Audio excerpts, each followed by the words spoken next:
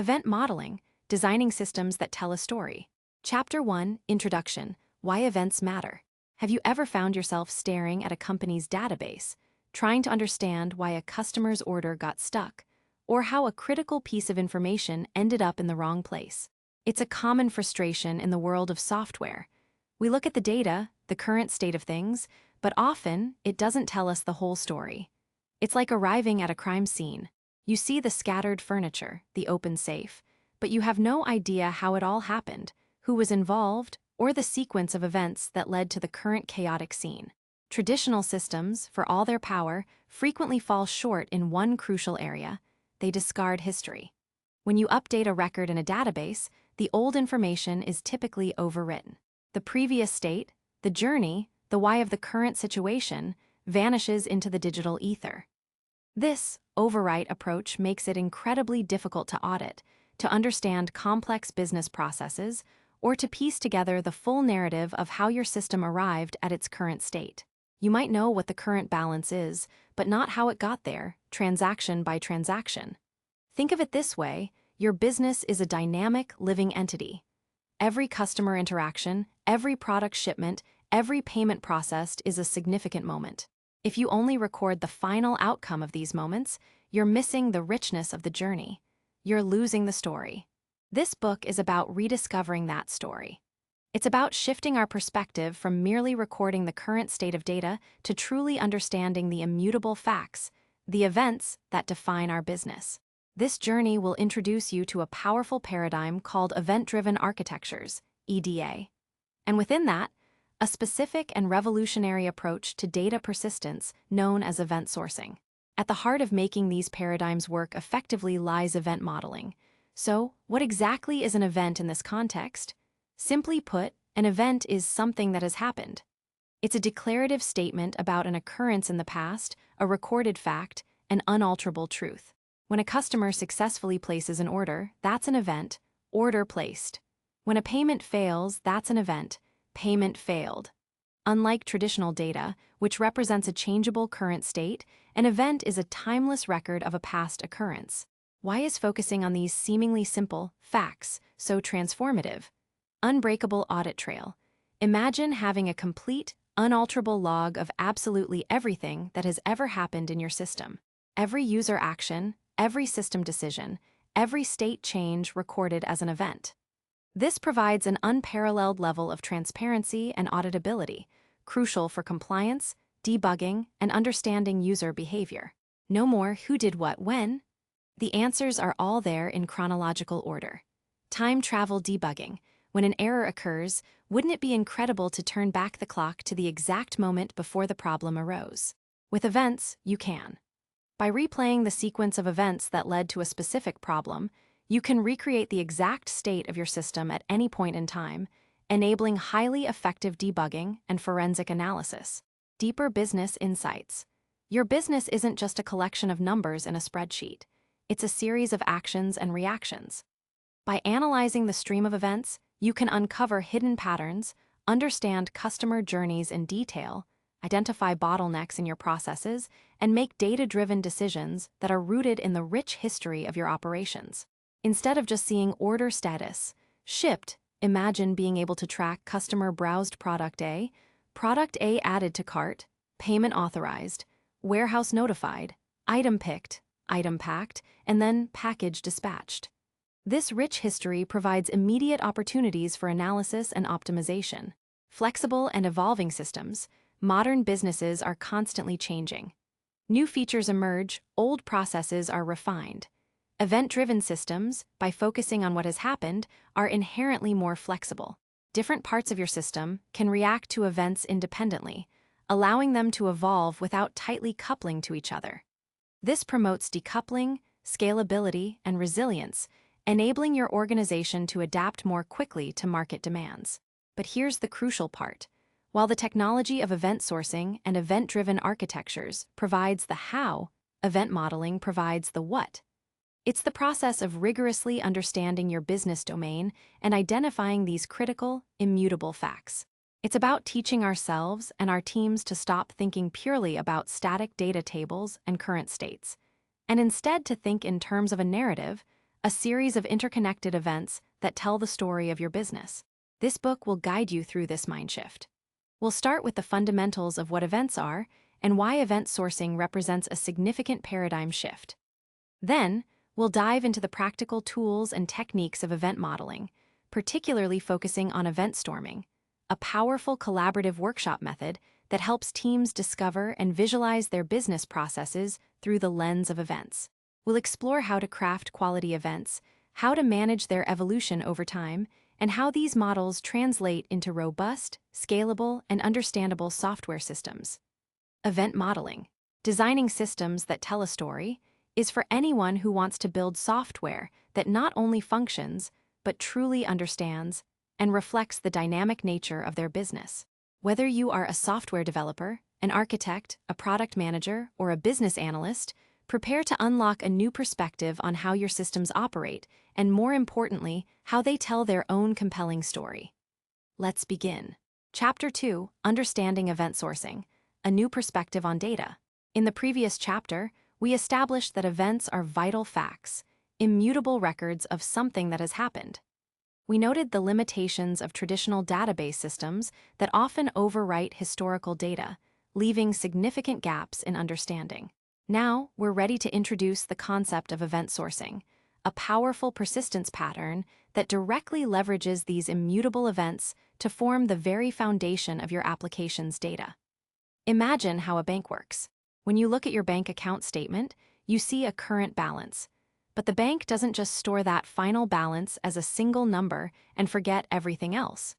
What the bank really stores is every single transaction, every deposit, every withdrawal, every transfer, every interest payment.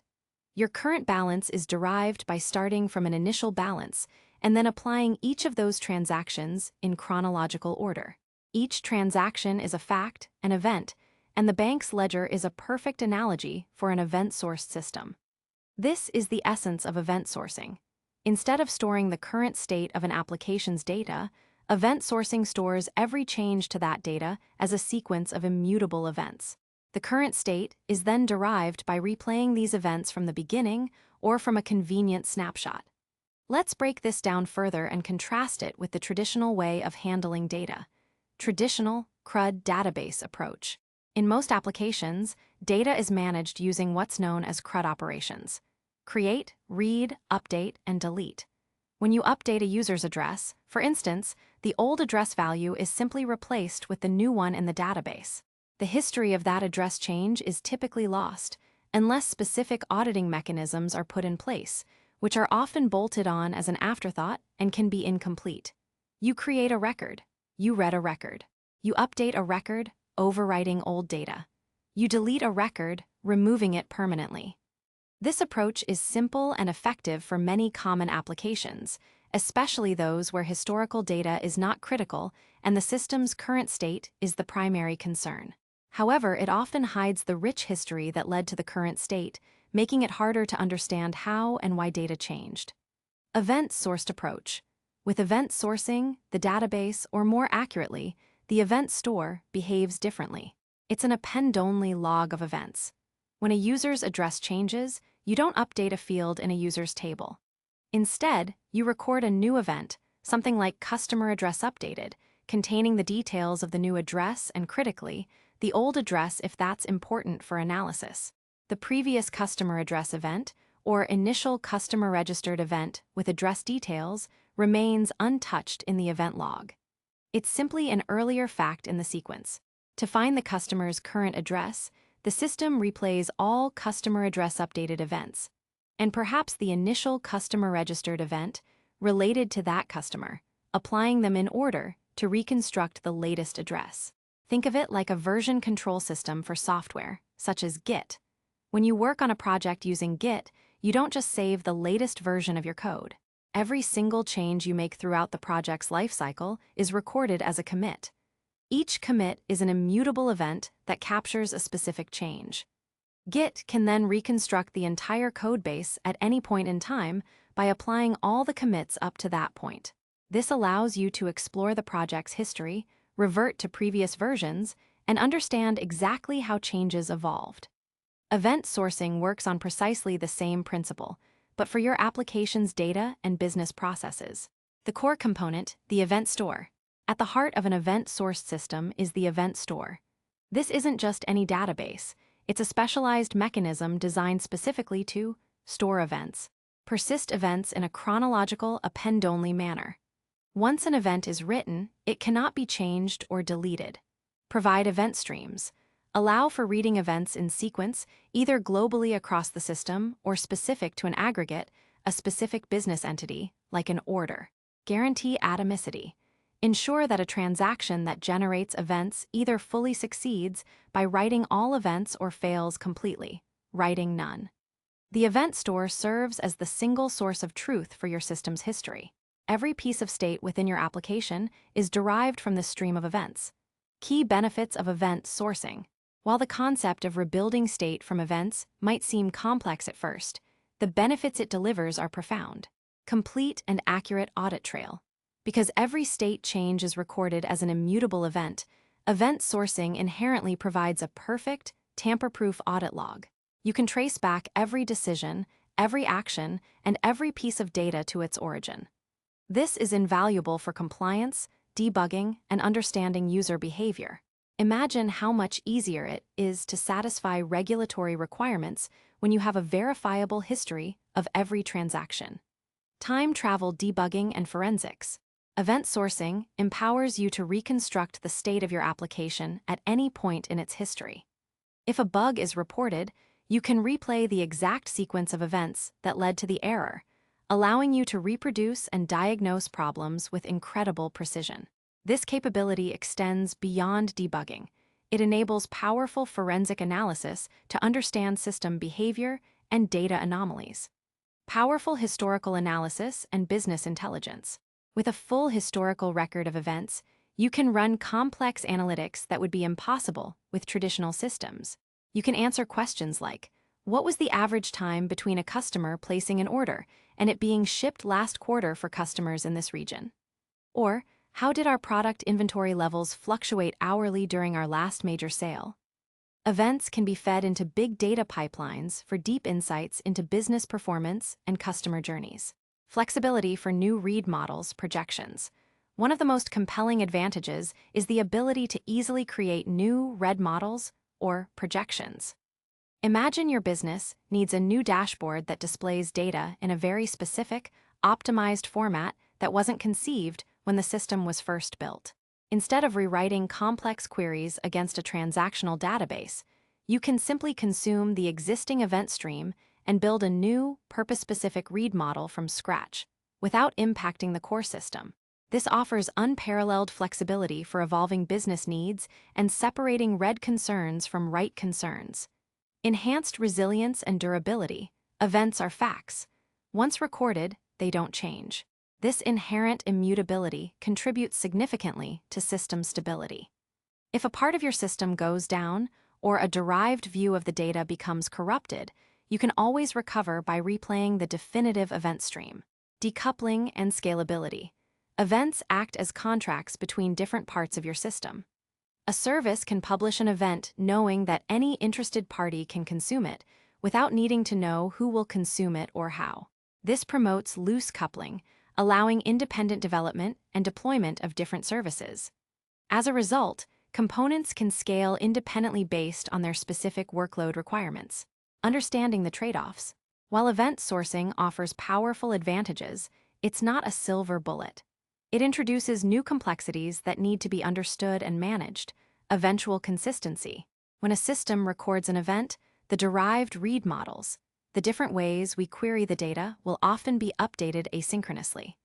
This means there might be a short delay between an event being recorded and all read models reflecting that change. This concept, known as eventual consistency, is a fundamental aspect of distributed systems and requires careful consideration in user experience design. Complexity.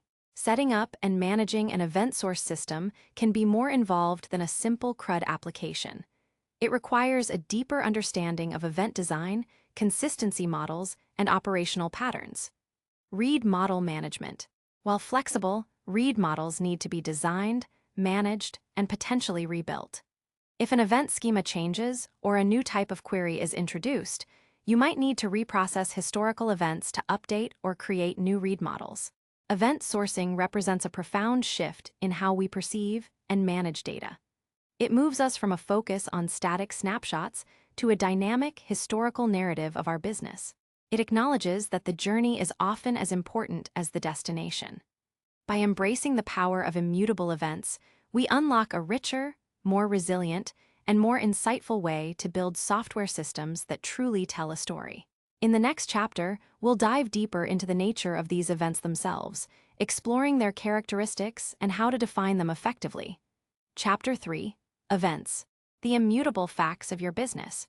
In the previous chapter, we established that event sourcing is fundamentally about storing sequences of immutable events, rather than just the current state of data. Now it's time to refine our understanding of these events themselves. What makes a good event? How should it be named? What information should it contain? Getting these details right is foundational to building a clear, understandable, and robust event-sourced system. Let's begin by reiterating a core principle. An event is a fact about something that has happened in the past. This seemingly simple statement carries immense weight. An event is not a command or an instruction, place order. An event is not a query or a request, get customer details. An event is always a declarative statement about something that has already occurred. Once an event is recorded in the event store, it cannot be changed or deleted. It is an immutable historical record. This immutability is the bedrock of auditability and consistency in an event-sourced system. Think of it like a police report. A police report doesn't say investigator wants to check the car's speed. That's an intention, or the driver's current location is X. That's a query. Instead, it records facts. Car's speed recorded at 65 mph. Driver identified as Jane Doe. Vehicle observed at intersection of Oak and Main Streets. These are concrete facts about past observations or occurrences, and they are recorded once and never altered. Your system's events should similarly capture the unchangeable truths of your business. Characteristics of a good event. Crafting effective events requires careful thought and adherence to several key characteristics. Past tense naming. This is perhaps the most crucial rule for event naming. An event should always be named in the past tense to signify that it's a fact about something that has already completed. Good examples: order placed, payment failed, user registered, item shipped, address changed. Bad examples: create order, fail payment, update user, ship item, change address. These sound like commands, not facts. Immutability. Once an event is created and published, it is a permanent record. It represents a specific moment in time. You should never modify or delete an event from the event store. If new information comes to light or a previous action needs to be reversed, you record a new event to reflect the correcting action, e.g., order canceled rather than deleting order placed. Granularity, the just right principle. This refers to the scope and detail of an event. Too coarse. An event like order updated or user changed is too generic. It tells you something happened, but not what specifically. This forces event consumers to guess, makes debugging harder, and tightly couples systems because consumers need to know the internal details of the producer to understand what changed. Too fine. Conversely, breaking every minuscule change into its own event can lead to an event tsunami. For example, instead of customer address updated, you might have customer address street name changed, customer address city changed, customer address zip code changed. This can create an explosion of events that make it difficult to reason about the larger business concept. Just right. A good event represents a single, self-contained, meaningful business fact or a significant state transition. It should be specific enough to convey valuable information without being overly verbose. Customer address updated is usually just right because it conveys that the entire address entity has changed. A product price might be a separate event. Product price changed. Rule of thumb: if an event's name includes changed or updated, ensure it's followed by a specific concept, e.g., product price changed, customer address updated, indicating a deliberate business modification to that specific aspect, rather than a generic something updated. Business-centric, ubiquitous language. Events are the language of your business. They should be named and structured using the ubiquitous language of your domain, meaning the terms and concepts that business experts use naturally. Avoid technical jargon or implementation details in event names and payload fields wherever possible. An event named order placed is clear to everyone. E-commerce transaction posted is not. This consistency in language bridges the gap between business understanding and technical implementation. Event structure. What's inside an event? Beyond its name, an event comprises two main parts: metadata. This is information about the event itself, crucial for its identity, traceability, and temporal context. Common metadata fields include event ID, a unique identifier for this specific event; timestamp, when the event occurred, often with millisecond precision and time zone; event type, the name of the event, e.g., order placed; source service, producer service, which service emitted this event; causation ID, the ID of the command or other event that caused this event to be emitted; correlation ID, a unique ID that links all events related to a single business process or transaction across different services, e.g., all events related to a specific customer order; actor ID, the ID of the user or system responsible for the action; event version, a version number for the event schema, useful for handling evolution. More on this in Chapter 8. Payload data. This is the information that describes what happened at the time the event occurred. It should contain only the data that is necessary to describe the fact and enable downstream consumers to react appropriately. Snapshot of context. The payload reflects the state at the moment the event occurred. It shouldn't contain data that was current after or before the event necessarily. Minimal necessary data. Include only the data absolutely required. Don't dump the entire current state of an entity into every event. For example, a customer address updated event would include the customer's ID and the new address details. It wouldn't need all the customer's payment methods or past orders. Contextual identifiers. Always include identifiers for the business entities involved, such as orderid, customerid, producted. These allow consumers to link events to specific instances of entities. Example event structures. Let's look at how events might be structured. User-registered event. Metadata. Event ID. UUID 1234 ABGT. Timestamp. 2023 to 10 to 26 T1030 0.123Z. Event type, user-registered. Correlation ID. UID Core 5678. Actor ID, system admin. Payload. Userid, user UID ABC. Email, johndoe@example.com. Registration date. 2023 to 10 to 26. Refer code, promo 123. Order placed event. Metadata. Event ID, UIDA1B2CD. Timestamp, 2023 to 10 to 26 T10 35 15.456Z. Event type, order placed. Correlation ID, UID Core 5678. Actor ID, user UID ABC. Payload, orderid, order UID ZIS. Customerid, user UID ABC. Total amount, 125.99. Currency, USD. Items, producted, prod quantity, 1 price, 99.99. Producted, prod quantity, 1 price, 26.00. Shipping address, street, 123 Main Cent. City, Anytown. Zip code, 12,345. Notice how order placed contains all the essential information to describe that specific order at the time it was placed. It doesn't contain, for example, the customer's phone number or entire past order history, as that info is not directly part of the order placed fact. Domain events versus integration events. Brief mention. While we primarily focus on domain events, events representing something meaningful that happened within a specific bounded context of your business, e.g., order placed within an order management context. It's worth noting the concept of integration events. These are events specifically designed to communicate facts between different bounded contexts or external systems. An integration event might be a simplified or transformed version of a domain event, tailored for wider consumption while minimizing tight coupling between systems. Conclusion: the careful design of events is crucial. It dictates the clarity, auditability, and longevity of your event source system.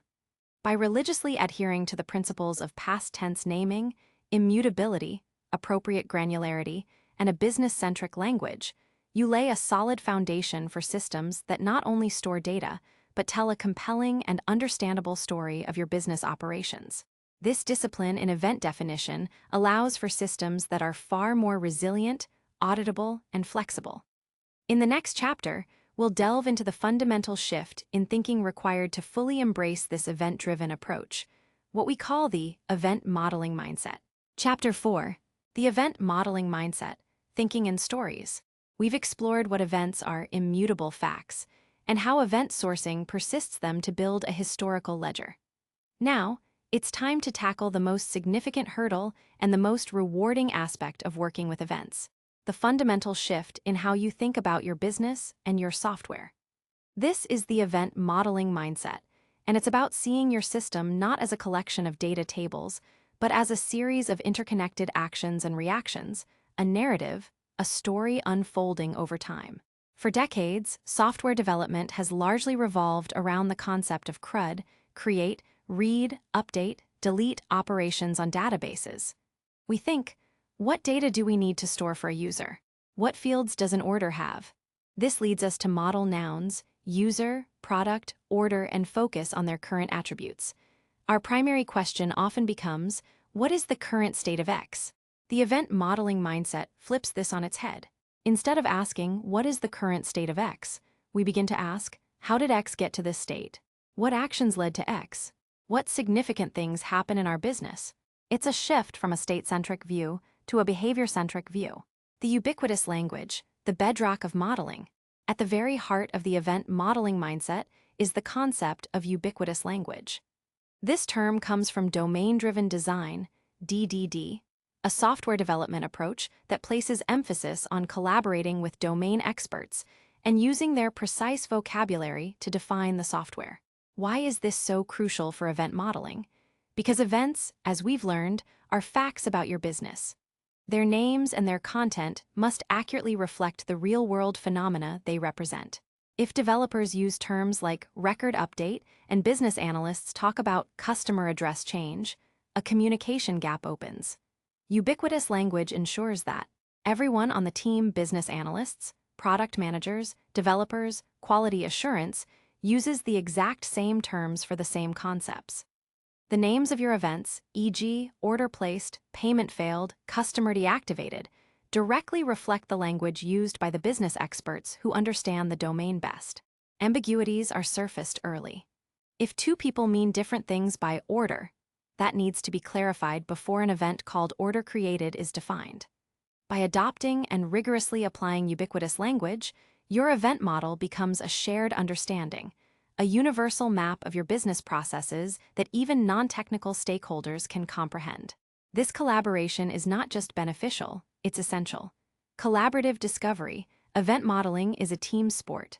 Unlike database schema design, which can often be done by a small group of architects or developers, effective event modeling demands collaboration. It requires bringing together domain experts, the people who truly understand how the business works, the intricacies of the processes, the edge cases, and the unspoken rules. They hold the key to accurate event definitions. Product managers, who understand the user needs and business value. Developers, who understand the technical implications and possibilities. Quality assurance, who can identify potential pitfalls and test scenarios. When these diverse perspectives come together, they unearth hidden assumptions, reveal ambiguities, and highlight forgotten business rules. It's a process of collective learning and discovery. You'll often find that the act of modeling together, rather than just the final model itself, brings immense value to the team by forcing a shared understanding. Focus on business processes, not just data. Traditional data modeling often begins by identifying entities and their attributes. Customer has name, address, email. While these entities are still relevant in an event-sourced system, the event modeling mindset places the emphasis on the transitions between states and the actions that drive those transitions. Instead of asking, what data does a user have? We ask, what happens when a user signs up? What happens when their address changes? What happens if they deactivate their account? Each of these happenings is a potential event. The sequence of these events then forms a clear narrative, a business process. For example, customer registered, customer address updated, order placed, payment received, product shipped, customer review submitted. When arranged chronologically, these events tell the story of a customer's journey with your product. This narrative becomes the system's inherent memory, its explanation of why things are the way they are. The narrative approach, your system's story. Think of your system as a protagonist in a massive, ongoing story. Every significant action it takes, every reaction it has, every crucial piece of information it encounters is a moment in that story. An event is merely a chapter title, or perhaps a key sentence, describing one such moment. When debugging a problem, instead of looking at a fragmented database state, you can read the log of events like a detailed detective's report. First, the user registered. Then, they logged in. After that, they added item to cart. There was a payment attempted event, which was then followed by payment failed. Aha! Now I see why the order placed event never occurred. This narrative approach makes complex systems far more intelligible.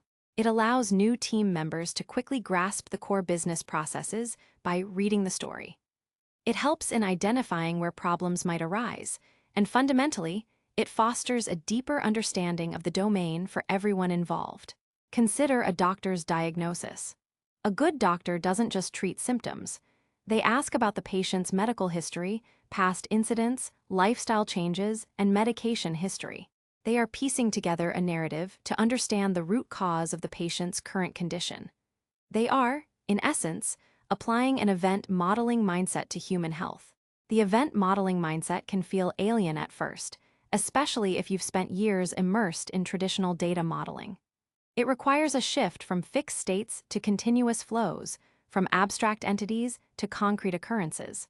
But as you embrace this way of thinking, you'll find that it unlocks a clarity and collaborative power that is truly transformative for designing and building software systems.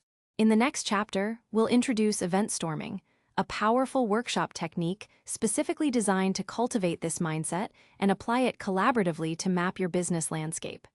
Chapter 5. Event Storming. Mapping your business landscape.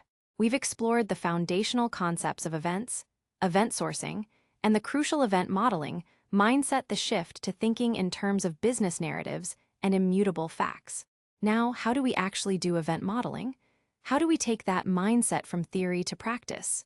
The answer lies in event storming, a highly effective, collaborative workshop technique developed by Alberto Brandolini. Imagine walking into a large room with a massive, empty wall. On a nearby table, there are stacks of colorful sticky notes and plenty of markers. This is the typical setup for an event storming workshop, and it's where your team will begin to systematically map out the complex landscape of your business. What is event storming? At its core, event storming is a fast, facilitated, inclusive, and collaborative workshop technique designed to rapidly discover and model the domain events within a complex business process or an entire system. It helps teams gain a shared understanding of how a business operates, how information flows, and where the critical interactions lie. It's a way to visualize, almost physically, the story your business tells. Why event storming? The power of collaboration and visualization. So, why go through the effort of gathering people in a room with sticky notes? The benefits are manifold. Shared understanding. This is arguably the biggest win. Event storming brings together all the key stakeholders, business experts, developers, product managers, quality assurance, even sales and marketing, who often have different mental models of how the business works. By jointly placing events on a wall, they build a single, consistent, and visible understanding. Misunderstandings are surfaced immediately. Rapid learning and discovery. It's astonishing how quickly event storming can uncover critical facts. Teams often discover unknown unknowns, aspects of the business they didn't realize were important or didn't understand fully. Bottlenecks, inconsistencies, and complex interactions that might take weeks to define through traditional documentation methods can be revealed in hours. Surfacing complexity and bottlenecks. As the events and their causes are laid out, long-running processes, manual steps, interactions with external systems, and areas of high complexity become visually apparent. This helps in identifying where your system might be brittle or inefficient. Identifying bounded contexts. While not the explicit primary goal, event storming often naturally reveals bounded contexts. These are clear boundaries around a particular part of your business domain where specific terms and rules apply consistently. Discovering these helps in carving out logical boundaries for microservices or independent teams. Engaging and fun. It's an active, hands-on process. There are no passive observers. Everyone writes, everyone contributes, and the dynamic nature of the workshop keeps participants engaged, leading to better outcomes than endless meetings, dry documentation, or static diagrams. Pre-mortem analysis. By seeing the entire flow laid out, teams can perform a pre-mortem, identifying potential problems or missed scenarios before any code is written, saving significant time and resources down the line. The key ingredients of an event storming workshop. While the process itself is flexible, certain ingredients are essential. A large wall or plenty of whiteboard space. This is non-negotiable. You need a continuous, expansive space large enough to accommodate the full chronological flow of events. A long roll of paper taped to a wall is ideal. The physical movement, walking along the timeline, observing the whole picture, is crucial. Colored sticky notes. These are the primary tools. Each color represents a different type of element in your system. The most important one is the orange sticky note, which always represents an event. More on other colors in the next chapter. Domain experts. This is the most critical ingredient. The people who truly understand how the business actually works, the nuances, the exceptions, and the real-world processes. Without them, your model will be incomplete or inaccurate. Developers and architects. To understand the domain from an implementation perspective, identify technical constraints, and translate business concepts into system design. Product managers, business analysts. To ensure alignment with product vision and user needs. A facilitator. A skilled facilitator is vital. Their role is to guide the process, explain the rules, ask probing questions, encourage participation, handle disagreements, and keep the workshop on track and within scope. They are not necessarily a domain expert, but an expert in the event storming process itself. Markers. Plenty of good, thick markers for writing clearly on the sticky notes. How event storming begins. The big picture. Event storming typically starts with a big picture or explore phase. The goal here is to get a high-level overview of the entire system or a very large subsystem. The facilitator will introduce the process and the first crucial rule. Start with the events. Attendees are given orange sticky notes and encouraged to write one domain event per note. The event should be named in the past tense, e.g., order placed, payment approved, user registered. They simply stick the events on the wall, roughly in chronological order, from left to right. Initially, there's no judgment on whether an event is correct or important. The emphasis is on quickly brainstorming and capturing as many events as possible. This initial chaos is a normal and necessary stage. The facilitator might walk along the wall, asking probing questions. What happened before this? What happens next? What could prevent this from happening? Who cares about this event? This helps flesh out gaps and stimulate further thought. The beauty of the physical wall is that it creates a tangible representation of the system. People move around, clustering events, discovering sequences, and identifying parallel processes. Disagreements arise, which is good. These are opportunities for clarification and deeper understanding. A business expert might say, "No, that's not how we handle returns," leading to a revelation for the development team about a complex edge case. Event storming is more than just a modeling technique. It's a powerful communication tool. It helps break down silos, foster cross-functional collaboration, and build a shared vocabulary around critical business processes. It's a foundational step in translating the event modeling mindset into actionable design. In the next chapter, we will dive deeper into the mechanics of event storming, exploring the different types of sticky notes and the iterative refinement process that takes you from initial chaotic brainstorming to clear, actionable models. Chapter 6, Deep Dive into Event Storming, From Chaos to Clarity. In our last chapter, we introduced event storming as the collaborative workshop technique for mapping your business landscape. We set the stage: a large wall, markers, and the all-important orange sticky notes for events. Now, let's roll up our sleeves and explore the full spectrum of elements that bring an event storming session from initial brainstorming to a rich, actionable model. This is where the chaos of initial discovery begins to transform into clarity. Setting the scene, preparing for a productive session. Before diving in, a few considerations for setting up your event storming workshop. Duration. Full-day workshops are common, often spanning 2 or 3 days for complex domains. Shorter, focused sessions can tackle specific processes. Attendees. Reiterate the importance of a diverse group. Domain experts, developers, product managers, quality assurance, and crucially, a skilled facilitator. Clear scope and goal. Define what part of the business or process you are storming. Are you aiming for a big picture, overview, or focusing on a specific workflow, e.g., customer onboarding? The iterative flow. Building the model piece by piece. The beauty of event storming lies in its iterative nature. You start broad, then progressively add detail and structure. Here's a typical flow, introducing the key elements represented by different colored sticky notes. Phase 1. Discovering the narrative, primarily orange. Start with the domain events, orange sticky notes. As discussed, this is the very first step. Participants rapidly brainstorm all significant past tense occurrences within the defined scope. Place them chronologically on the wall from left to right. Encourage parallel thinking and don't worry about perfection, just get them on the wall. Example events: order placed, customer registered, payment captured, item shipped, password reset. Once a good initial set of events is on the wall, the facilitator often pauses for a timeline walkthrough. Everyone reviews the events, ensuring they sound like facts, are in roughly the right order, and identify any obvious gaps or duplicates. Phase 2. Uncovering causes and responsibilities. Now we introduce more sticky note types to explain why these events happen and what causes them. Add commands, blue sticky notes. For each domain event, ask, what caused this event to happen? The answer is usually a command, an intention, an instruction, or a request to perform an action. Placement. Place the blue command sticky note immediately to the left of the orange event it produces. Naming. Commands are typically imperative, e.g., place order, register customer, capture payment. Example: place order, blue, leads to order placed, orange.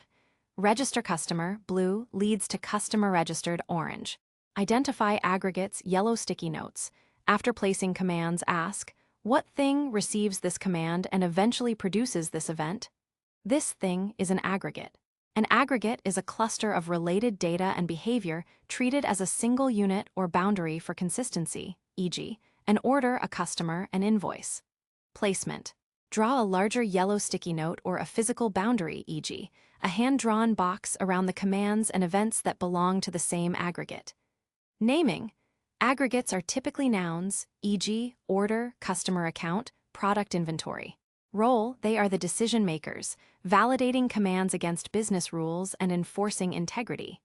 Example: a customer account, yellow aggregate, receives a register customer, blue command, and emits a customer registered, orange event.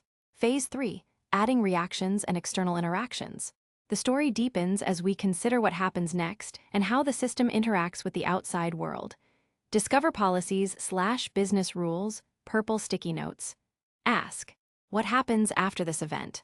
Or, if this event occurs, then what's the automatic follow-up action? These are your policies or business rules. They react to an event and typically issue new commands to other aggregates or external systems. Placement: place purple notes to the right of the event they react to. Naming: often expressed as if event, then action/command. Example: if order placed, then send confirmation email. This policy would then issue a send confirmation email, blue command, to an email service, see next point. Pinpoint external systems/actors, pink sticky notes. Many business processes involve interactions with systems outside your direct control or require human intervention. Placement: place pink notes above the commands or events they are related to. Naming: describe the external system or actor, e.g., payment gateway, shipping provider, customer service representative, warehouse staff. Example: a payment gateway pink receives a charge credit card blue command from the order aggregate and eventually emits a payment captured orange event. Warehouse staff pink might receive a prepare shipment blue command and mark an item picked orange event. Uncover read models/queries, green sticky notes. While events are facts about what happened, users and systems need to query current state information to make decisions. These are read models, also known as projections or views. Placement: place green notes where a query is needed or where a specific view of data is consumed. Naming: describe the specific view or query, e.g., customer dashboard, order tracking page, product catalog. Role: they are derived from events and optimized for reading, enabling fast retrieval of data. Example: the order tracking page, green, is updated by item shipped and delivery confirmed events to show the current status of an order. Putting it together: a mini scenario walkthrough. Let's illustrate with a simplified product return process. Customer initiated return, orange event. Cause: initiate return, blue command. Received by: return request, yellow aggregate. Return request, yellow aggregate, validates and emits. Return request accepted, orange event. Policy: if return request accepted, then notify warehouse for inspection. Purple: this policy sends a command. Notify warehouse for inspection, blue command, to the warehouse system, pink external system. The warehouse system, pink, processes and sends a command to the return request aggregate. Mark item inspected, blue command. Return request, yellow aggregate, processes and emits. Item inspected, orange event. Policy: if item inspected and deemed acceptable, then issue refund. Purple: this policy sends a command. Issue refund, blue command, to the payment gateway, pink external system. The payment gateway, pink, processes and emits. Refund issued, orange event. Policy: if refund issued, then send refund confirmation. Purple: this policy sends a command. Send refund confirmation, blue command, to an email service, pink external system. Meanwhile, throughout this flow, and customer returns history, green read model, is updated by all return-related events, showing the customer their refund status and any ongoing issues. Emerging bounded contexts: as your wall fills up, you'll start to see natural clusters of related events, commands, and aggregates. These clusters are highly indicative of bounded contexts, logical boundaries within your domain, where specific terms and rules apply consistently. For example, all order-related events and commands might cluster together, separate from payment-related events, which in turn are separate from shipping-related events. Drawing a line around these clusters helps define potential service boundaries for your system architecture. From chaos to clarity, event storming is a dynamic, sometimes messy, but incredibly powerful process. It forces deep conversations and uncovers hidden complexities that are often missed by traditional design approaches. By the end of a successful event storming session, your wall will be a vibrant, living map of your business processes, providing a shared understanding that is invaluable for designing robust, event-sourced systems. It's the closest you can get to physically modeling the story your business tells. Chapter 7: Crafting Quality Events, Granularity, Naming, and Structure. We've seen how event storming helps us discover events and map complex business processes. Now, let's zoom in on the building blocks themselves, the events. A highly effective event model isn't just about identifying events. It's about making sure each event is well-defined, clear, and provides maximum value. This chapter focuses on the crucial aspects of event granularity, precise naming, and robust structuring, which are paramount for a clear, understandable, and usable event model. Remember, an event is an immutable fact, a statement about something that has truly happened. This foundational principle should guide every aspect of event design. Event granularity. The just right principle. Event granularity refers to the level of detail or scope captured by a single event. Getting this right is essential for clarity, maintainability, and the efficient consumption of your event streams. The problem of too coarse-grained events. An event like order updated or user changed tells you something happened, but it's painfully vague. When a consumer receives order updated, they have no idea what changed. Was it the address, the quantity of an item, the payment status? To understand, they would need to query the original source system, which tightly couples the systems and defeats many benefits of event sourcing. These events become black holes of information, creating friction and fragility. Example: bad event, product updated, what specific aspect of the product changed, price, description, stock. The problem of two fine-grained events, the event tsunami. At the other end of the spectrum, if you create an event for every minuscule modification, you can overwhelm your system and its consumers. Imagine order billing address street changed, order billing address city changed, and so on. While specific, this level of detail for every field change can be excessive. It might lead to an event tsunami, where a single logical business change results in a cascade of many tiny events, making it difficult to reason about the overall business fact. Example: bad event, product description field changed, product image URL updated. If these are part of a larger product details updated or product information changed event, it's often more appropriate. The just right event.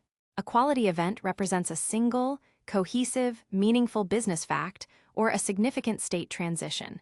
It provides enough context for consumers to understand the change without being overloaded. Rule of thumb: if an event's name ends in changed or updated, it should be followed by a specific, business-meaningful entity or concept, e.g., customer address updated, product price changed. This indicates a specific modification to a well-defined part of the system. Good examples: customer address updated, a clear business fact that an entire address block has changed. Product price changed, a specific and important financial event. Order line item removed, indicates a specific item was taken off an order. Think of a news report. A good headline doesn't say "World things changed" too coarse. It says "New treaty signed by nations" or "Stock market experiences sudden drop." Just right. It doesn't report every single whispered negotiation or minor fluctuation, too fine. It captures the essence of the significant occurrence. Event naming, conventions revisited. Naming is critical because it forms the ubiquitous language we discussed earlier. It's the primary way humans understand what an event signifies. Strictly past tense, this cannot be overstressed. An event is a declaration of something that has happened. Order placed, account activated, password reset, inventory adjusted. Specific and unambiguous, avoid generic terms. The name should leave no doubt about what occurred. If you find yourself needing to read the event's payload to understand its basic meaning, the name is likely too vague. Business-oriented. Use words that business stakeholders understand. Your internal customer service agent might talk about suspending an account. Your event should be account suspended, not user status flag updated. Strong verb plus specific noun. This pattern helps create clear, concise, and meaningful event names. Customer registered, item added to cart, shipment prepared. Avoid CRUD-like events. Resist the temptation to simply mirror CRUD operations. While you might have user created, think about the business reason for creation. Is it user registered for a customer or employee hired for an internal system? Similarly, user deleted is often better expressed as user deactivated, user archived, or user GDPR removed, each implying different business rules and consequences. Event payload data structure. What information to include? The payload carries the data that describes the facts of the event. Crafting it well ensures consumers receive the necessary context without unnecessary baggage. Only necessary data. Include only the data that is directly relevant to the event and its downstream processing. Don't dump the entire current state of an entity into every event. This makes events lighter, improves performance, and reduces coupling. For customer address updated, include customer ID, new address, and perhaps old address. Avoid customer email, customer phone number, or customer order history if they are not part of the address update itself. Immutable snapshot.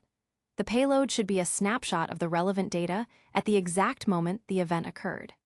It should not contain data that is current after or before the event, unless that historical context is explicitly part of the event's factual meaning, e.g., previous status in a status-changed event. Contextual identifiers. Always include clear identifiers for the business entities involved. For example, order ID in order placed and payment captured, user ID in user registered, and password reset. These IDS allow consumers to correlate events and retrieve more detailed information if needed from a read model. Metadata recap. As discussed in Chapter 3, always include crucial metadata like event ID, timestamp, correlation ID, causation ID, and actor ID. This metadata is invaluable for tracing, debugging, and analysis, forming the backbone of your system's narrative. Example: a tale of two events. Let's illustrate the difference with a common scenario: updating a customer's profile. Bad event design, metadata, event type, customer updated, payload, customer id, 123, name, Jane, email, newjane@example.com, address, street, 456 Oak. Why it's bad? This customer updated event is too generic. Consumers have to guess what changed: email, address, name, or all three. If a system only cares about email changes, it has to parse the entire payload and compare it to its previous state. This leads to inefficient, tightly coupled, and brittle consumers. Good event design. When a customer's email changes, metadata, event type, customer email address updated, payload, customer id, 123, old email address, old Jane@example.com, new email address, new Jane@example.com. When a customer's address changes, metadata, event type, customer address updated, payload, customer id, 123, old address, street, 123 main sent, and new address, street, 456 Oak Ave. Why it's good: clarity. The event name immediately tells you what happened. Granularity. Each event represents a single, focused aggregate change. Efficiency. Consumers only react to the specific events they care about. A marketing system interested in email changes doesn't need to process address updates. Auditability. A clear, atomic record of each change. Crafting quality events is an art as much as it is a science. It relies on a deep understanding of your business domain and a commitment to clear communication. By investing time and effort in designing events with precise names, appropriate granularity, and well-defined structures, you build a system that is not only robust and scalable, but also tells a clear, auditable, and easily understandable story of your business operations. This discipline will pay dividends as your system evolves and new team members come to work on it. The next step is inevitable. How do we manage changes to these events once they are already being produced? This brings us to the complexities of event evolution and versioning. Chapter 8, Evolving Your Events, Versioning and Schema Changes. We've established that events are immutable facts, stored forever in your event store. This immutability is a core strength, guaranteeing a perfect audit trail and enabling time travel. However, the world your software exists in is far from immutable. Business rules change, new requirements emerge, and our understanding of the domain deepens. This inevitably means that the schema or structure of your events will need to evolve. This presents a critical challenge. How do you introduce changes to event schemas without breaking existing systems that consume these events, or losing the ability to interpret your historical facts? You can't go back and change events in the event store. That would violate the principle of immutability and invalidate your history. The answer lies in careful strategies for event versioning and schema evolution. The challenge: forever is a long time. Imagine you define an order-placed event. It contains order id, customer id, and total amount. 6 months later, your business decides to offer loyalty points for orders, and you need to include loyalty points awarded in the order-placed event. What do? If you simply add the new field to your existing order-placed event class, older events in your store won't have that field. If a consumer, like a read model builder, processes an old order-placed event, it might crash trying to access a non-existent field. Conversely, if you force all old events to contain the new field by adding a default value, you're lying about history. This is where versioning comes in. Principles for event evolution. Regardless of the strategy, 2 key principles guide event evolution. Backwards compatibility for publishers. Producers of events need to ensure that applications using older versions of events can still process the historical data. The old events must remain readable and understandable. Forwards compatibility for consumers. Consumers of events should ideally be able to handle new versions of events gracefully. This means an old consumer shouldn't immediately break if it receives a new event version. Strategies for event versioning. Here are the most common and effective strategies for managing event schema evolution. Append-only fields additive changes. This is the simplest and often preferred approach for non-breaking changes. When you need to add new data to an event, you simply add new, optional fields to the event's payload. How it works. Old events in the event store won't have this new field. New events will. Consumers built to use the new field will find it in new events and typically treat it as null or not present in older events. Older consumers will simply ignore the new field. Benefits. Highly compatible. No need to modify existing events or consumers for basic functionality. Limitations. Only works for additive changes. You cannot rename fields, remove fields, or change field types cleanly with this method. It doesn't help if an old field is no longer needed. Example, adding loyalty points awarded to an existing order-placed event. Upcasting, in-memory transformation.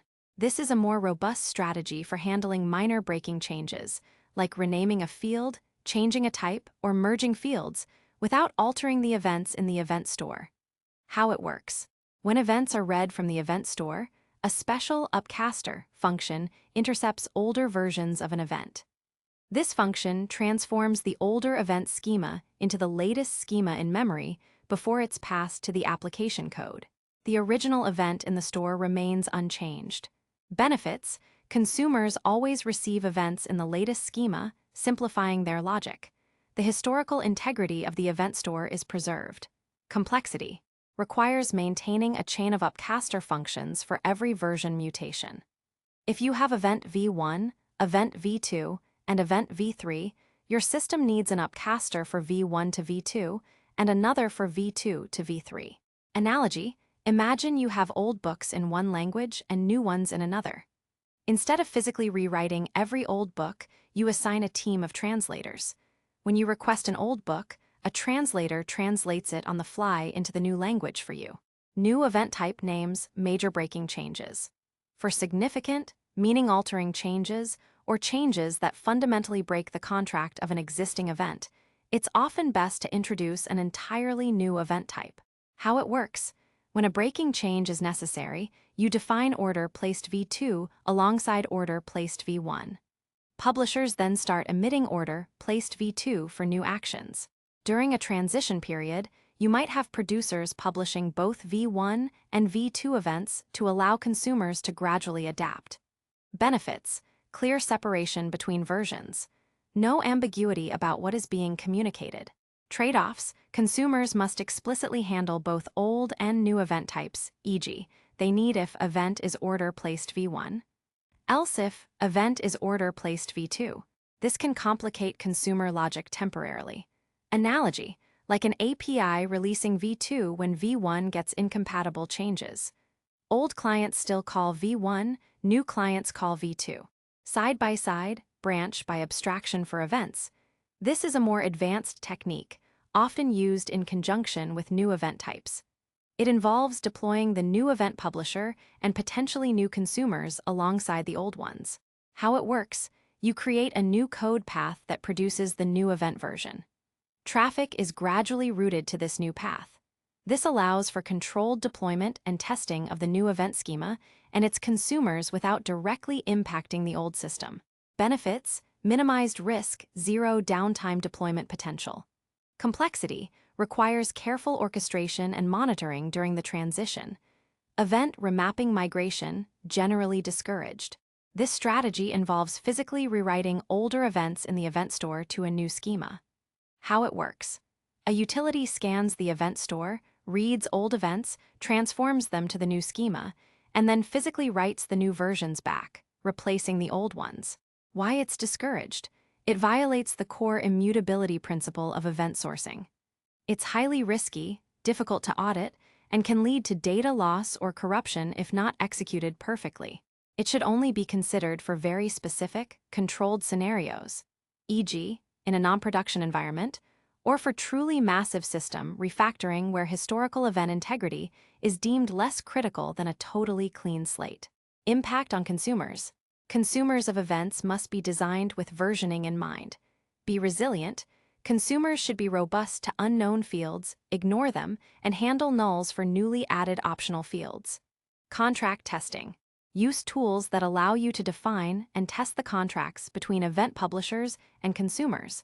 This ensures that schema changes are communicated and validated before they break downstream systems. Schema registries. For large-scale event-driven systems, especially those using message brokers like Apache Kafka, a schema registry can be invaluable. This acts as a centralized repository for event schemas, ensuring that all producers and consumers adhere to agreed-upon versions and compatibility rules. The iterative nature of evolution. No matter how carefully you model your events up front, they will change. The key is to embrace this reality and adopt strategies that allow for graceful evolution without compromising the integrity of your historical event stream. Good event versioning ensures that your system's past remains clear and interpretable, even as its future unfolds. This discipline is essential for the long-term health and adaptability of any event-sourced system. In the next chapter, we'll shift our focus from modeling to building by exploring the core architectural components that interact with these carefully designed events. Chapter 9. Building with Events. Read models, commands, and aggregates. We've spent the preceding chapters understanding what events are, how to model them collaboratively, and how to manage their evolution. Now, it's time to bridge the gap between event modeling, the what has happened, and what will happen, and the practical implementation of event-sourced systems. This chapter will introduce the core architectural components that interact with events, illustrating how the pieces fit together to build a robust, event-driven application. At a high level, an event-sourced system separates the concerns of writing data, handling commands, generating events, from reading data, querying information. This separation is the basis for designing systems known as Command Query Responsibility Segregation, CQRS, a pattern that naturally emerges when you adopt event sourcing. Let's explore the key players. 1. The command, expressing intent. Before an event can happen, there's usually an intention or a request to do something.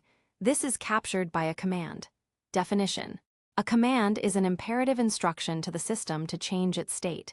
It represents an intention. Characteristics. Imperative verb. Commands use imperative verbs, e.g., place order, update shipping address, cancel subscription. Targeted. A command is typically directed at a specific entity or service that is responsible for handling it. Single responsibility. Each command should represent a single, atomic business operation. Validation. A system validates a command to ensure it is meaningful and permissible given the current state and business rules. Relationship to events. If a command is successfully processed and validated, it will result in one or more events being published. A command is transient. It is processed and then goes away, leaving behind its consequence, the immutable event. Analogy. Think of a command as a request you make to an online store. Add item to cart, proceed to checkout, apply discount code. Each is an instruction to perform an action. 2. The aggregate, enforcing business rules and consistency. If commands are requests and events are facts, then the aggregate is the component that bridges the gap between them. It's where the business logic lives and where decisions are made. Definition. An aggregate is a cluster of domain objects, or data, that are treated as a single unit or boundary for data changes and transactional consistency. It is the central authority for its own data and behavior. Characteristics. Consistency boundary. The aggregate is responsible for enforcing business rules and invariance within its boundary. If an order aggregate processes a place order command, it ensures the customer exists, the items are in stock, and the payment is valid before generating order-placed and payment-authorized events. Processes commands, emits events. An aggregate receives commands, applies business logic based on its current state, and if the operation is valid, emits one or more events. Load state from events. To make decisions, an aggregate reconstructs its current state by replaying its own historic events from the event store. For performance, a snapshot can be used as a starting point, with subsequent events replayed from there. Concurrency control. Aggregates typically reside in memory only for the duration of processing a single command. Only one command can modify an aggregate instance at a time to prevent conflicts. Analogy. In our bank ledger analogy, your bank account itself is the aggregate. When you issue a withdraw $100 command, the bank account aggregate checks your current balance. If you have enough, it processes the withdrawal and records the money withdrawn event. If not, it rejects the command. 3. The read model projection, optimizing for queries. The event store is excellent for capturing history and rights, but it's often not optimized for answering common application queries, e.g., show me all active orders for customer X. What is my current shopping cart? This is where read models come in. Definition: a read model, also called a projection or view, is a denormalized, optimized representation of data specifically designed for querying and presentation. Characteristics: derived from events. Read models are built by consuming a stream of events from the event store. When a new event is published, an interested read model updates itself. Eventually consistent. Since read models are updated asynchronously from the event store, there might be a short delay before they reflect the latest state. This is the concept of eventual consistency. Purpose-built. Each read model is designed to serve a specific query or user interface need. You might have one read model for a customer's order history, another for real-time inventory levels, and a third for an analytics dashboard. Choice of technology. Read models can use any persistence technology that suits their query needs. Relational databases. SQL, NoSQL databases, MongoDB, Cassandra, search indexes, Elasticsearch, graph databases, etc. The choice is driven by the specific query patterns. Rebuildable. If a read model becomes corrupted, or if business needs change and you need an entirely new view of your data, you can simply clear the read model and rebuild it from scratch by replaying all relevant events from the event store. This is a powerful feature of event sourcing. Analogy. In our bank analogy, your online banking statement, the ATM display showing your current balance, or a monthly spending report are all read models. They are derived from the underlying transaction, ledger, the event store, and are optimized for specific queries or presentations. The flow in an event source system, a story told step by step. Let's put all these pieces together with a common scenario. A customer placing an order. The command: a customer clicks place order on a website. This triggers a place order command. It contains details like the customer ID, items, and shipping address. The aggregate receives. This place order command is sent to the responsible order aggregate. Aggregate loads state implicitly. The order aggregate, to make its decision, reconstructs its state, which might be empty if this is a new order, by replaying any previous events related to this specific order, e.g., order draft created if that's part of the flow, or loading a recent snapshot. Business logic and validation. The order aggregate validates the place order command. It might check: are the items available in inventory? Is the customer valid? Is the shipping address valid and deliverable? Is the payment method valid? Events emerge. If all validations pass and business rules are met, the order aggregate emits a series of events that reflect the successful processing of the command. Order placed, marking the order as officially placed. Payment attempted, initiating the payment process. Inventory reserved, signaling that items are now reserved. Events persisted. These events, order placed, payment attempted, inventory reserved, are then durably stored in chronological order in the event store. The event store is the single source of truth. Read models update. As these new events are appended to the event store, various read models, which asynchronously subscribe to the event stream, become aware of them. The customer order history read model processes order placed to update the customer's list of orders. The inventory dashboard read model processes inventory reserved to show real-time stock levels. The order management view read model processes all three events, order placed, payment attempted, inventory reserved, to build a comprehensive view of the order's current status for customer service. Querying the user experience. When the customer later browses their order history or views their order status, their request hits one of these specialized read models, which quickly provides the up-to-date, eventually consistent information without needing to query the raw historical event stream. This elegant interplay between commands, aggregates, events, and read models, forms the backbone of a sophisticated event source system. It provides immense power in terms of auditability, scalability, and flexibility, allowing your system to adapt and evolve far more readily than traditional monolithic designs. In the next chapter, we'll delve into handling processes that span multiple such aggregates or even multiple services, the world of sagas and process managers. Chapter 10, Orchestrating Business Processes, Sagas and Process Managers. In the previous chapter, we saw how commands, aggregates, and events work together to manage data within a single consistency boundary. An aggregate handles a command, validates its business rules, and emits events. This works beautifully for processes that fit neatly within one aggregate, like placing a simple order or managing a customer's address. However, many real-world business processes are far more complex. Consider the full life cycle of an e-commerce order, which might involve taking the order aggregate, processing payment aggregate service, managing inventory aggregate service, logging customer communication service, arranging shipping aggregate service.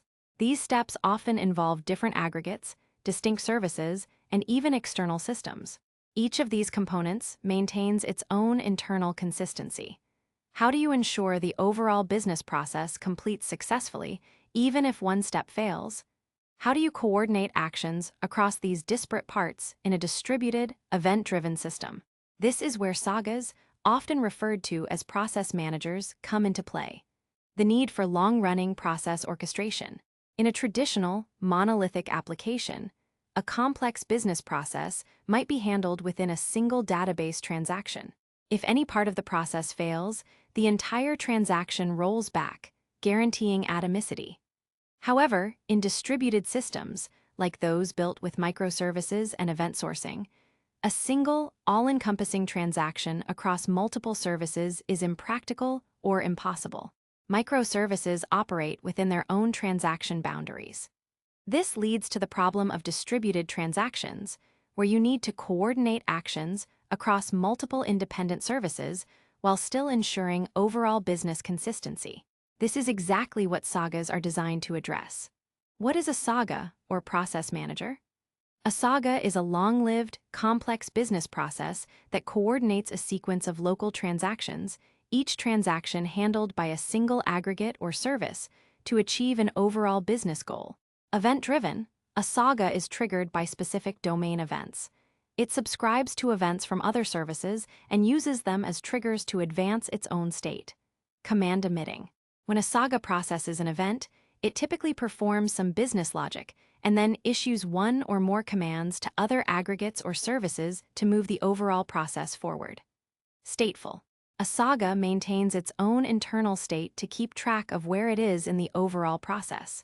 This state is often persisted, just like an aggregate state, possibly using its own event stream. Responsible for orchestration. It acts as an orchestrator, guiding the entire business process through its various stages. Compensating actions. Critically, sagas are designed to handle failures. If a step in the process fails, the saga can execute compensating actions to undo or reverse any successfully completed steps in the process, thus ensuring eventual consistency or at least minimizing the impact of failure. This provides a form of distributed transaction coordination without a single global transaction. Saga principles in action. Let's illustrate with a familiar analogy, the travel agent. Imagine you want to book a complex trip, a flight, a hotel, and a rental car. Your command, you tell your travel agent the saga your desired trip. Book a trip to Paris. Saga initiates. The travel agent receives this request. Their internal state is trip booking initiated. Local transaction 1, flight. The travel agent commands the airline service to book flight. If successful, the airline service sends back an event. Flight booked. The travel agent updates its state to flight booked. If failed, the airline service sends an flight booking failed event. The travel agent state becomes trip booking failed. Local transaction 2, hotel, only if flight booked. If the flight was booked, the travel agent commands the hotel service to book hotel. If successful, hotel booked event, travel agent state, flight and hotel booked. If failed, hotel booking failed event. Now, the travel agent needs a compensating action. It issues a cancel flight command to the airline. The state becomes trip booking failed, compensated flight. Local transaction 3, rental car, only if hotel booked. If the hotel was booked, the travel agent commands the car rental service to book car. If successful, car booked event, travel agent state, full trip booked. If failed, car booking failed event, compensating actions. The travel agent issues cancel hotel and cancel flight commands. In this scenario, the travel agent, the saga, doesn't perform the actual booking themselves. They coordinate specialized services, react to their outcomes, and manage the overall flow, including rolling back previous steps if something goes wrong. Key features of a saga: correlation ID, essential for tracing a specific business process across multiple events and services. A trip booking ID helps the travel agent know which flight booking event relates to which hotel booking event. Idempotent commands. Commands issued by sagas should be idempotent, meaning they can be safely retried multiple times without causing unintended side effects, e.g., booking the same flight twice. Asynchronous communication. Sagas typically communicate with other services asynchronously via events and commands, often mediated by message queues. This maintains decoupling and resilience. Explicit state management. The saga's state is crucial. It needs to know which steps have completed, which are pending, and what to do next. This state is frequently persisted, often leveraging its own stream of events. Choreography versus orchestration. When designing complex processes with sagas, two main patterns emerge: orchestration, what we've described.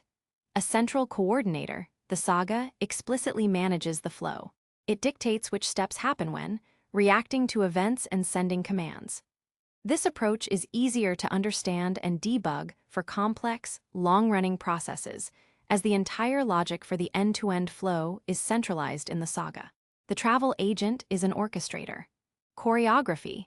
In this pattern, services react directly to events published by other services without a central coordinator. Each service publishes events, and other interested services simply subscribe to those events and perform their specific actions. Example: order-placed event. Payment service subscribes and initiates payment. Inventory service subscribes and reserves stock. Email service subscribes and sends confirmation. Benefits: simpler for less complex flows, fewer dependencies. Drawbacks: can become complex to understand the overall flow in distributed systems. It's hard to visualize the end-to-end process and determine why a process might have gotten stuck. Compensating actions are also harder to coordinate. For truly complex, multi-step business processes with failure scenarios and rollbacks, orchestration with sagas often provides clearer separation of concerns and easier manageability. Sagas in event-sourced systems. Sagas fit naturally into event-sourced architectures. They listen to the stream of events published by aggregates. They emit commands that are processed by other aggregates. Their own progress can be recorded as a sequence of events, e.g., order fulfillment saga started, payment step completed, shipping step failed, refund initiated. This makes the saga itself auditable and debuggable. By leveraging sagas, process managers, your event-sourced system can not only capture the minute-by-minute facts of your business, but also orchestrate and fulfill the grand, overarching narratives that define your entire operation. This allows you to build highly distributed, resilient, and coherent systems that can reliably execute even the most intricate business processes. Chapter 11. Practical Event Modeling. Common Traps and Best Practices. By now, you should have a solid theoretical understanding of event modeling and event sourcing, and a grasp of the tools and techniques like event storming. However, theory is one thing. Practical application is another. As with any powerful paradigm, there are common pitfalls that teams can stumble into, and established best practices that can help you navigate the complexities. This chapter consolidates practical advice, highlighting the common traps to avoid and outlining the best practices for success. Common traps to avoid. Understanding these pitfalls can save you significant time, effort, and frustration. CRUD Events Revisited: the generic update trap. The trap: defining events like user created, user updated, user deleted. These are rarely business facts, they are technical operations. User updated is the worst offender because it provides no business meaning to consumers.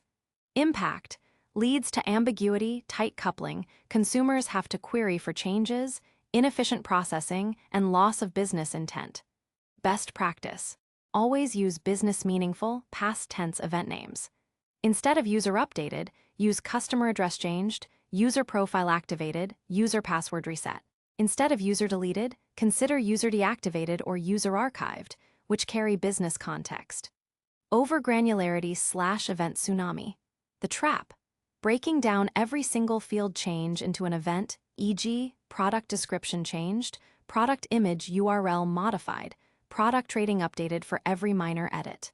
Impact creates an overwhelming number of events, making event streams noisy, difficult to read, and complex to manage. Consumers might need to subscribe to many events for a single business concept. Best practice: strive for the just right granularity. Events should represent a single, cohesive business fact. A product details updated event containing the necessary fields might be better if multiple details often change together. Undergranularity/anemic events. The trap: events that are too broad and lack sufficient detail, e.g., something happened or order modified without indicating what was modified. Impact: consumers have to do extra work, e.g., query the system again to understand the context, or they miss crucial information. Causes tight coupling and fragile integrations. Best practice: ensure each event contains enough relevant data, its payload to describe the what happened comprehensively, minimizing the need for consumers to query back. Events containing commands intentions. The trap: confusing facts with requests. Naming an event update customer address or including a field in an event that is an instruction for the recipient. Impact: blurs the line between past facts and future actions, leading to conceptual confusion and improper system design, e.g., a service receiving an event might mistakenly think it needs to trigger the action described by the event, rather than just reacting to it. Best practice: events are historical facts past tense. Commands are intentions imperative verbs. Keep them strictly separate. Ignoring ubiquitous language. The trap: using technical jargon, inconsistent terms, or allowing different stakeholders to use different terms for the same concept. Impact: breeds misunderstanding, creates a communication gap between business and technical teams, and makes the system's events less intuitive. Best practice: vigorously enforce and nurture the ubiquitous language. Event names and fields should reflect this shared vocabulary. Use event storming to drive this consensus. Treating event storming as a one-off. The trap: conducting a single event storming session, creating a model, and then considering it finished. Impact: business evolves, and so should your model. A static model will quickly become outdated and misrepresent reality. Best practice: event modeling is an ongoing, iterative process. Revisit your event models periodically, especially when significant new features or business processes are introduced. Treat the wall, or its digital equivalent, as a living document. Big Bang event sourcing adoption. The trap: attempting to build an entire, complex legacy system from scratch using event sourcing or trying to retrofit it everywhere at once. Impact: overwhelms teams, massively increases risk, and can lead to project failure due to complexity and inexperience. Best practice: start small. Identify a well-defined, isolated bounded context or a greenfield project that naturally lends itself to event sourcing. Learn from the initial experience, iterate, and gradually expand, forgetting about eventual consistency. The trap: designing user interfaces or downstream processes as if they are immediately consistent when consuming events, leading to users seeing out-of-date information for a brief period. Impact: users might be confused or frustrated, or critical business processes might operate on stale data. Best practice: understand the implications of eventual consistency. Design your UIs and processes with this in mind, perhaps by showing, pending states, or providing visual cues that data might be slightly delayed. Consider when strong consistency is absolutely critical and design accordingly. Excessive event data, fat events. The trap: including too much unnecessary data in event payloads, e.g., sending the entire customer profile with every order-placed event. Impact: increases message sizes, leads to performance overhead, consumes more storage, and creates tighter coupling between producers and consumers. Publishers are burdened with knowing what every consumer might need. Best practice: events should contain only the data necessary to describe the fact and allow consumers to understand what happened and who it happened to via IDS. Consumers needing more context can query an appropriate read model. Best practices for success: beyond avoiding traps, cultivate these positive practices. Always collaborate, event storm. This is foundational. Get all relevant stakeholders in the room. The process of modeling collectively builds shared knowledge and uncovers nuances that individual efforts miss. The wall is your most valuable documentation. Focus on business value. Every event you define should contribute to understanding or enabling a meaningful business process. Don't create events purely for technical reasons unless their technical function maps directly to a business requirement, e.g., auditing an internal process. Embrace change. Your event model is a living thing. Business needs evolve, and so will your understanding. Be prepared to revisit and refine your event definitions and use versioning strategies to manage change gracefully. Test your events, contract testing. Treat your events as public APIs. Implement contract tests to ensure that producers and consumers agree on the event schema and its meaning. Tools exist to automate this. Build your read models with purpose. Design your read models specifically for the queries they will answer, optimizing for reads. Don't try to make one read model serve all purposes. Leverage the diverse types of database technologies that best fit the query patterns. Understand your bounded contexts. Let bounded contexts emerge organically from your event modeling sessions. These contexts will typically define your service boundaries, ensuring high cohesion within a service and loose coupling between services. Keep events decoupled. Events should be facts about what has happened. They should not contain information that forces a consumer to act in a specific way, nor should they imply specific technology choices. Document your events. Maintain a clear, accessible registry or documentation of all event types, their schemas, and their business meanings. This becomes your system's dictionary. Start with the smallest viable product, SVP.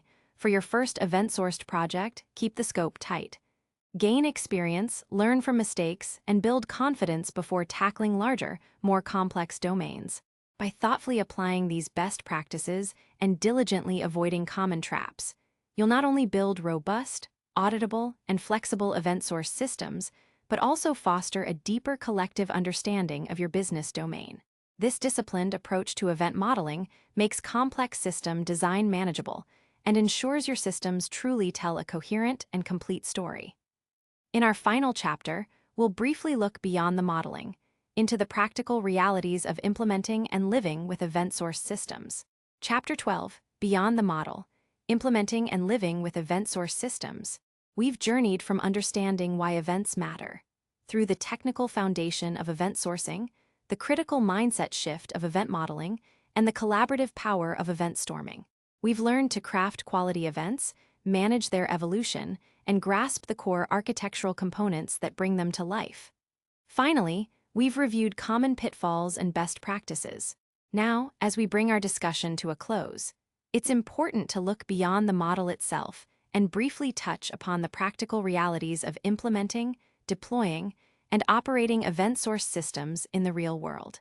Event modeling is a superb blueprint, but building and living with these systems is where the story truly unfolds. Choosing an event store. The event store is the backbone of your event-source system, the immutable ledger where all your facts reside. The choice of event store technology is critical. Dedicated event stores. Solutions like EventStoreDB are purpose-built for event sourcing. They offer native support for event streams, subscriptions, and atomicity, providing a performant and robust foundation. Persistent message queues as event logs. Technologies like Apache Kafka are often used as an event log or event backbone. They provide high-throughput, distributed, partitioned, and replicated logs, making them excellent choices for large-scale event streaming. While not a traditional event store, In the same sense as EventStoreDB, they can serve a similar purpose for event persistence in many architectures. Relational or NoSQL databases. While possible, using a general-purpose relational or NoSQL database as your primary event store requires careful design and implementation to ensure atomicity, immutability, and efficient append-only reads writes, often leading to more complex custom solutions. The key is to select a technology that guarantees critical characteristics: append-only durability, chronological ordering, and reliable publish-subscribe mechanisms. Event publishing and consumption. Once an aggregate emits events, those events need to be reliably published to the event store and then consumed by interested parties, such as read model builders or sagas. Transactional outbox pattern. To ensure that writing an event to the event store and committing a database transaction, e.g., within an aggregate's internal state, are atomic, the transactional outbox pattern is often employed. Events are first written to an outbox table within the same database transaction as the business data. A separate background process then reliably publishes these events from the outbox to the main event store. Reliable delivery. Event consumers must be designed to handle potential network issues or temporary service outages. This typically involves at least once delivery semantics for events and idempotent consumption logic, ensuring that processing an event multiple times doesn't cause incorrect side effects. Operational considerations. Operating event source systems introduces new challenges and opportunities. Monitoring and observability. You need robust monitoring for your event streams, event store health, and the performance of your aggregates, commands, and read models.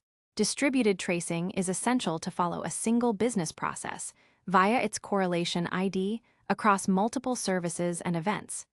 Replaying events. One of the most powerful operational features is the ability to replay events.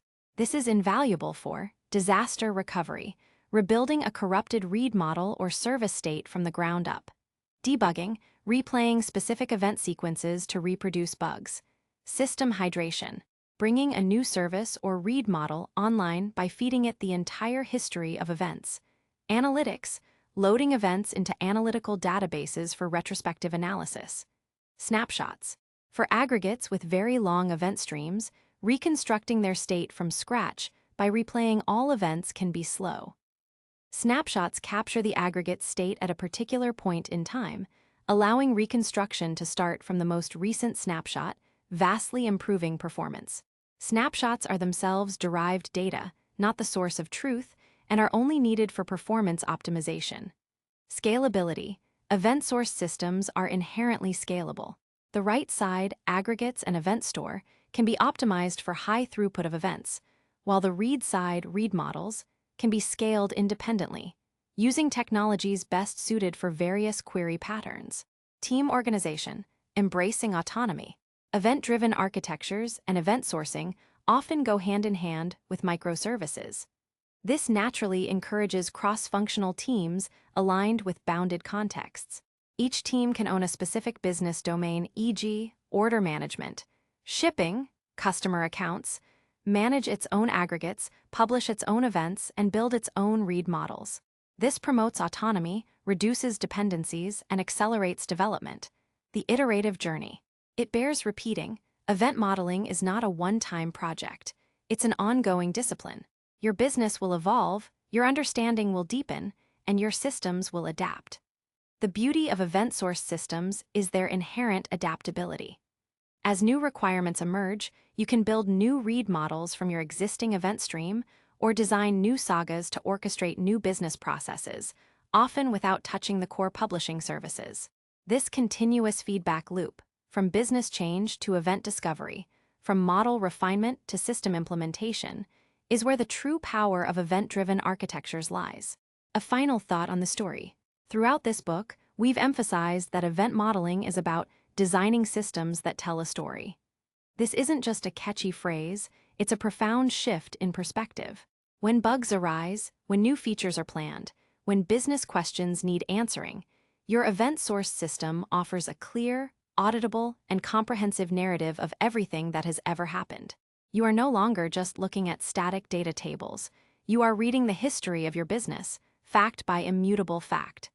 This clarity, born from the continuous stream of events, is what truly sets event-sourced systems apart. It empowers teams to build resilient, scalable, and adaptable software that not only performs its functions, but also offers an unparalleled understanding of the dynamic business it supports. Thank you for joining me on this journey. May your systems tell compelling and clear stories.